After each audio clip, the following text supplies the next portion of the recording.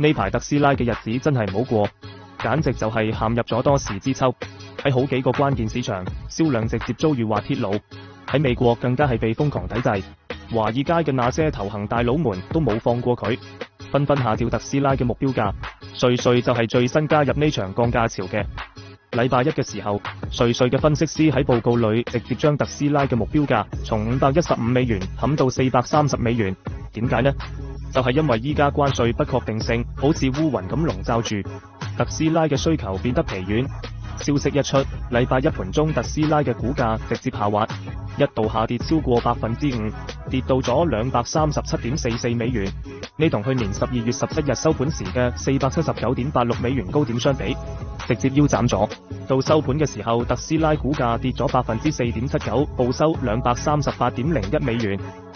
從年頭到依家，特斯拉股價累計跌幅差唔多40%啦，同標普500指數比起身，簡直就係被按喺地上摩擦。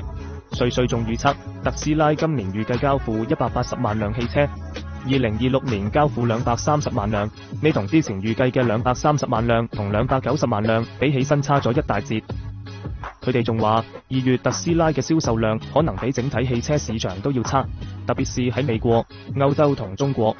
瑞瑞嘅分析師覺得特斯拉銷售唔好，一部分原因係地緣政治惡化，品牌認同度都降低咗。大家都知特斯拉首席執行官埃隆馬斯克深度參與美國政治，仲執掌特朗普政府嘅政府效率部。最近那些針對特斯拉嘅抗議活動同破壞報導，令大家都擔心馬斯克嘅政治活動係唔係搞砸咗特斯拉嘅銷量。分析師仲提到，特斯拉喺中國市場競爭越來越激烈，而且 Model Y 更新版嘅需求都低於預期。不過呢，瑞瑞俾嘅目標價雖然降咗，但係仲係比金融技術提供商 Visible Alpha 跟蹤嘅分析師俾出嘅普遍目標價高唔少。人家普遍目標價都只係$367左右。上周富國銀行同摩根大通嘅分析師分別將特斯拉目標價下調到$130同$120。呢就等於係話，佢哋認為特斯拉股價仲有好大嘅下跌空間。呢個形勢，特斯拉上周都坐唔住啦，俾美國貿易代表辦公室 USTR 寫咗封信，警告話特朗普總統嘅貿易戰可能令自己成為被徵收報復性關稅嘅目標，而且仲會增加喺美國製造汽車嘅成本。